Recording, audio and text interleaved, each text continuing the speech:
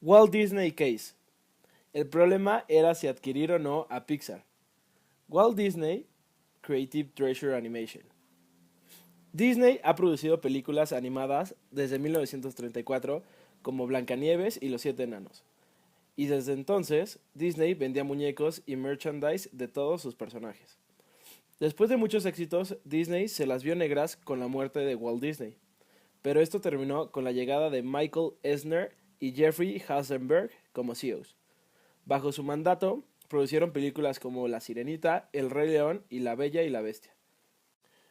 Disney era descrito como un ambiente abierto y colaborativo, tanto así que cada 3 veces al año los directores se reunían con los empleados para darles la oportunidad de presentar sus ideas para las historias.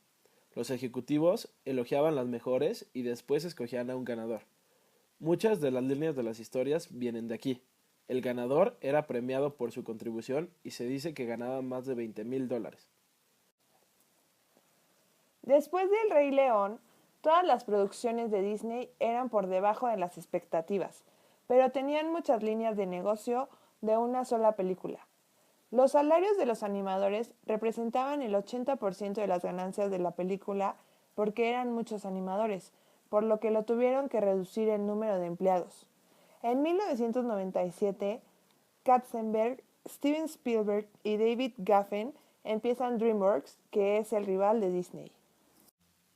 Joe Roth, que era de Fox, se va a Walt Disney Studios después de la partida de Katzenberg y se concentra en live action films, y después llega Peter Snyder. Empieza a hacer películas con mucho menor presupuesto, como por ejemplo Lilo y Stitch, que costó $80 millones, versus Tarzan, que se hizo en 1999 y costó $150 millones. Tenía la mitad de los animadores y menos renders en los dibujos. Los salarios eran menores de $155,000 en 1994 a la mitad en el 2000. También, para reducir los costos de las películas, eliminaron cosas imperceptibles para la audiencia, como el número de personajes que aparecen en cuadro y el movimiento en el background. En el 2003, Disney Studios puso su propio departamento de animación, pero tenían que reentrenar a su staff y eso le costó dinero a la empresa, creó tensión, etc. Por lo que Disney decidió alentar su producción en sus películas animadas para darle a su staff más tiempo para trabajar en ellas.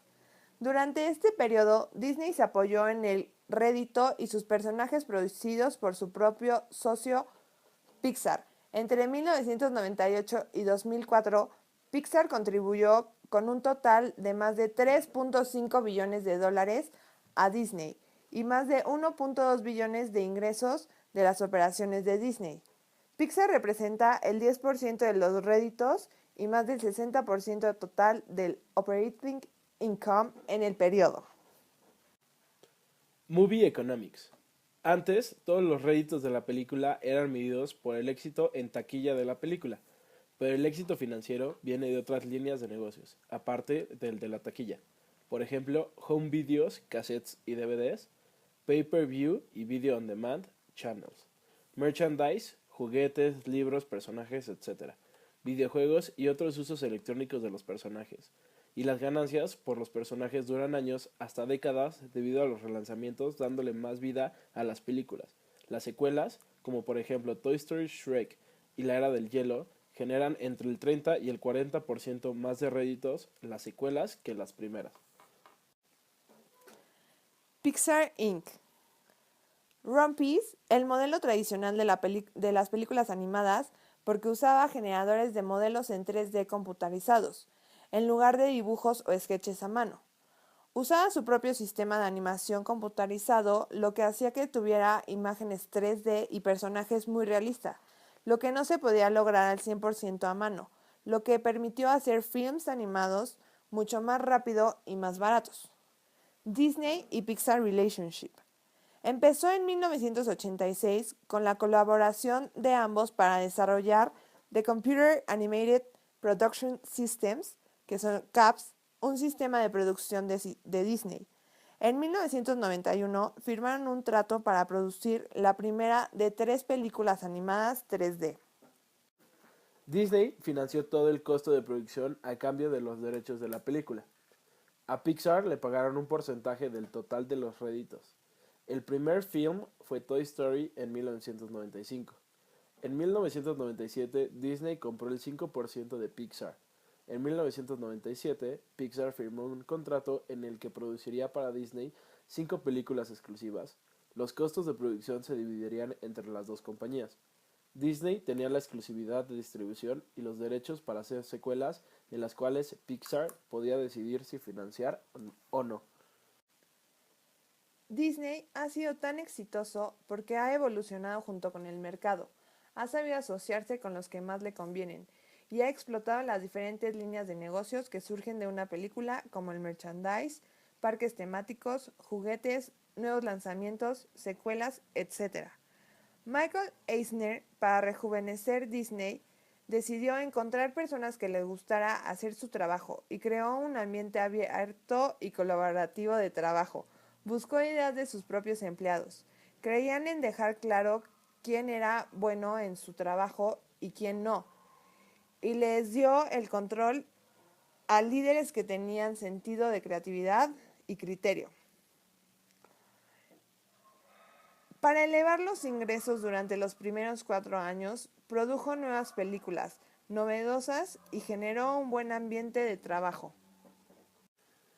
Para la adquisición de Pixar, Disney tuvo que pensar razones fuertes por las que le convendría a la empresa y fueron 4 razones muy importantes.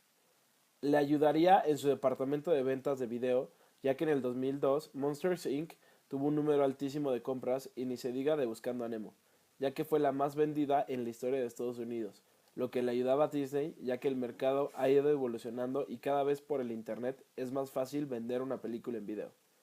Otra razón es que el costo de la televisión era bajo, no tenían que pagar tanto por esas películas y generaban gran impacto como lo que costaba Harry Potter. También fue fácil adquirir las licencias de las películas. La última razón por la que convenía a Disney fue para los videojuegos, ya que con Pixar se le lograron crear una línea de videojuegos mucho más rentable de la que tenían. Fue toda una negociación para que Disney adquiriera a Pixar. Todo comenzó porque a Pixar le convenía que Disney se encargara de su distribución y esto les ayudaba mucho, pero Disney aún no tenía todos los derechos, sino simplemente una parte de lo que era Pixar. Pero gracias a la excelente distribución que le daban, poco a poco fueron convenciendo para poder involucrarse más. Y Disney ya podía producir secuelas de las películas de Pixar, lo que fue un problema ya que Disney no lo hizo bien y Pixar no quería que esto tuviera repercusiones sobre su marca y un ejemplo de esto fue La Cenicienta 2, por lo que después cuando Disney quería hacer Toy Story 3 declinaron y no querían tener nada que ver. Se reportó que Disney no hacía un buen trabajo y que Steve Jobs quería su porcentaje de regreso. Pixar quería que Disney renunciara a su asociación, dándole los derechos de distribuir las películas de Pixar solo por 5 años. Pixar ya no quería tener nada que ver con Disney y buscó tener a alguien más de pareja, entre sus opciones Warner y Sony, y creía que le iría mejor de esta forma y que conseguirían el negocio que realmente querían, pero para Disney esto era un problema, ya que había invertido mucho y perdería demasiado dinero. Pixar tenía demasiada competencia y necesitó a alguien con las armas para lograr competir contra DreamWorks, que tenía películas como Shrek, Madagascar. También buscó a Warner y a Fox, por lo que necesitó de Disney no solo para ser una compañía grande, sino que Pixar también se fijaba mucho a quién contrataban.